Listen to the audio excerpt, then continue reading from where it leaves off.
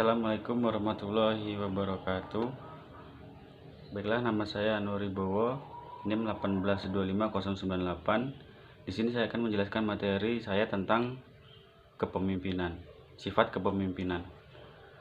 Untuk pengertian kepemimpinan itu adalah suatu seni perilaku untuk mempengaruhi suatu organisasi atau kelompok untuk mencapai tujuan bersama. Itu adalah secara singkat pengertian kepemimpinan. Sebagai seorang pemimpin harus memiliki kualitas jiwa yang mumpuni. Oleh karena itu, kepemimpinan itu bersifat partisipasional, situasional, kondisional, dinamis, dan merupakan kualitas jiwa. Untuk yang sifat pertama yaitu partisipasional. Partisipasional yaitu kepemimpinan yang bersifat partisipasi dan kebersamaan kerja. Artinya kepemimpinan tidak saja menyangkut orang yang memimpin saja, tetapi juga menyangkut orang-orang yang dipimpinnya untuk mencapai tujuan bersama. Pencapaian tujuan suatu organisasi atau kelompok dan penyusunan rencana tidak hanya bertumpu pada pihak pemimpin saja, tetapi juga harus memperhatikan gagasan, kebutuhan, dan kerjasama anggotanya. Begitu juga sebaliknya. Pemimpin tidak mampu merencanakan dan bekerja sama sendiri tanpa anggota. Itulah untuk sifat yang pertama, yaitu partisipasional. Untuk yang kedua yaitu sifat situasional. Situasional maksudnya adalah memperhatikan situasi yang menyertainya, baik waktu atau kejiwaan para anggota.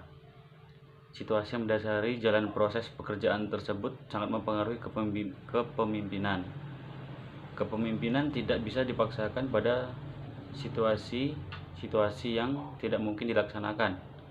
Begitu juga pada situasi kejiwaan anggota yang tidak mungkin mengerjakan tugas tidak baik jika dipaksakan. Oleh karena itu, perlu diperhatikan situasi, waktu yang menyertainya, situasi kejiwaan para anggotanya. Hal tersebut dimaksud agar tidak terjadi hal-hal yang justru menjadikan ketidakberhasilan rencana atau pencapaian tujuan suatu organisasi atau kelompok. Untuk sifat yang ketiga yaitu kondisional. Keberhasilan kepemimpinan akan tampak jika kondisi anggota dan lingkungan kerja mendukung. Para anggota kondisinya yang baik kesiapan kerja, kesehatan, kesanggupan, kemampuan, dan keadaannya. Jadi kondisi-kondisi dalam anggota itu harus dalam keadaan baik semua. Itu sangat mempengaruhi suatu organisasi atau kelompok dalam suatu sifat kepemimpinan. Untuk sifat selanjutnya yaitu sifat dinamis. Kesadaran anggota dipengaruhi oleh perkembangan tingkat perhatian seorang pemimpin.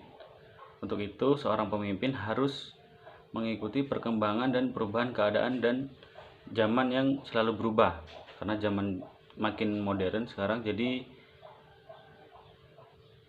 anggota dan pemimpin harus selalu mengikuti keadaan zaman yang selalu berubah. Karena itulah yang disebut bersifat dinamis. Untuk yang sifat yang kelima yaitu kualitas jiwa. Di dalam mengikuti perkembangan waktu, kondisi atau keadaan yang berlangsung, seorang pemimpin dituntut mampu mengembangkan suatu konsep kepemimpinannya dengan memperhatikan kerangka referensi, situasi, kondisi, sifat, sejarah pertumbuhan, tradisi, adat,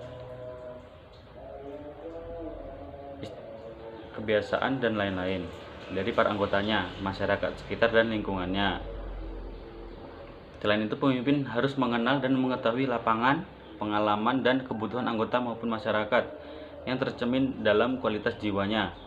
Dalam kepemimpinan yang baik, antara pemimpin yang dipimpin harus tumbuh dan berkembang suatu kemauan, kepercayaan, respek, ketaatan, dan kerjasama yang ikhlas.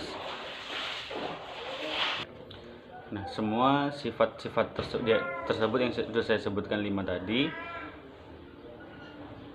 sangat diperlukan untuk memajukan institusi atau suatu organisasi atau kelompok yang dikatakan maju jika perubahan dan perkembangan lebih baik daripada sebelumnya.